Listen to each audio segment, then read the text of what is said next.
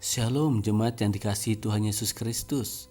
Renungan harian 4M Sinode GKO dibuat dengan tujuan agar setiap kita pada akhirnya mandiri dalam menggali isi Alkitab dan tema khotbah minggu berdasarkan panduan yang ada.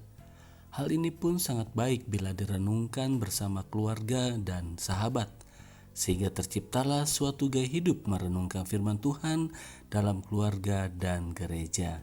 Renungan harian 4M Sinode GKO dituangkan dalam bentuk buku maupun audio dan video. Dalam bentuk audio dan video ini, kami hendak menyapa jemaat dan memberi inspirasi bagaimana menerapkannya dalam keluarga. Mari kita tenangkan hati dan pikiran kita untuk mendengarkan renungan berikut ini. Puji nama Tuhan Yesus Kristus Tuhan. Renungan firman Tuhan hari ini Jumat 30 April 2021 terambil dari 1 Yohanes pasal ketiga ayat 17 dengan tema harta duniawi versus kasih karunia. Untuk itu mari kita bersama berdoa. Kami menerima firman Allah dengan membuka hati untuk dipenuhi kebenaran Allah dalam firman-Nya dan dimampukan dapat melakukannya lebih lagi dalam kehidupan keseharian kami. Dalam nama Tuhan Yesus kami telah berdoa menerimanya. Amin. Nah, sekarang minta Bunda dong baca firman Tuhan ya. Baiklah, kita akan bersama merenungkan firman Tuhan yang terambil dari 1 Yohanes 3 ayat yang ke-17. Barang siapa mempunyai harta duniawi dan melihat saudaranya menderita kekurangan, tetapi menutup pintu hatinya terhadap saudaranya itu, bagaimanakah kasih Allah dapat tetap dalam dirinya? Amin. Berikut mau sharing nih Bun. Menurut Bunda, apakah setiap orang yang sudah percaya Tuhan Yesus itu telah menerima kasih Allah? Pasti sudah ya, karena menurut kitab Roma 5 ayat yang ke-5 menyatakan, dan pengharapan tidak mengecewakan, karena kasih Allah telah dicurahkan di dalam hati kita oleh Roh Kudus yang telah dikaruniakan kepada kita. Puji nama Tuhan. Nah, ini dia. Jika setiap orang percaya telah menerima kasih Allah, masih adakah kasih Allah? Jika seorang memiliki harta, tetapi hatinya tidak mau tergerak untuk memberi yang berkekurangan, Kasih Allah tidak menetap dalam dirinya. Kalau begitu, apa yang kita lakukan lebih lagi ya?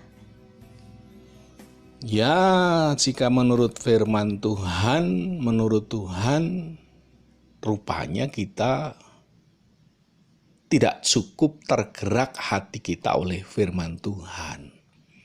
Tetapi kita harus lebih lagi bergerak mempraktekkan kasih Allah ya. Amin. Berarti agar lebih lagi kasih Allah ada dalam diri kita, kita harus bergerak mempraktekkan kasih Allah yang selalu memberi ya. Nah, itu betul. Jadi kita harus lebih tegas sikap kita. Harta harus menjadi pengikat persekutuan, bukan menjadi pemisah persekutuan dengan Allah. Siap.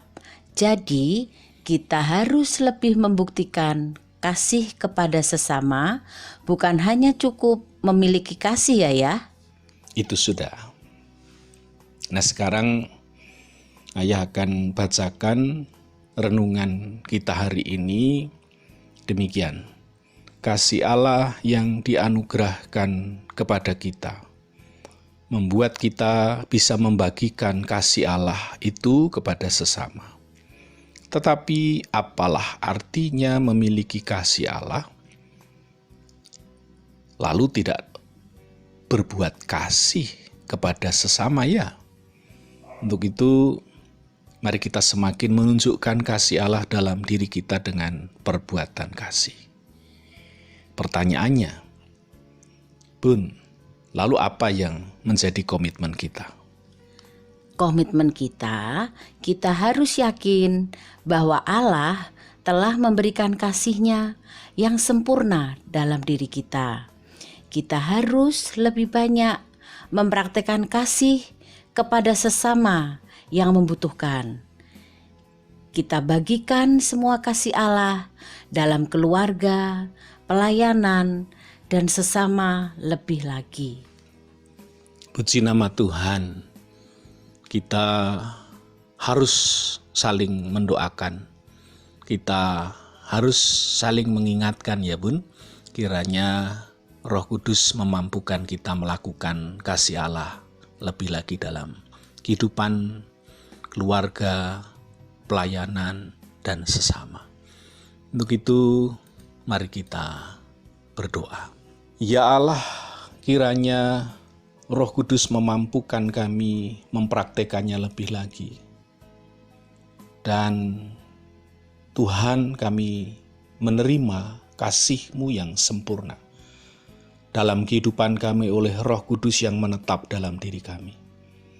Maka hari ini kembali kami memohon ampun jika sekiranya harta kami selama ini banyak hal yang kami lakukan, kadang menutup hati kepada sesama yang membutuhkan. Kami mau agar sisa waktu hidup kami berbagi lebih lagi di gereja, keluarga, dan sesama. Kami bersyukur memiliki Allah yang penuh kasih, dan kami bersyukur oleh kekuatan kuasa-Mu, kami dimampukan lebih lagi hidup berbagi kasih.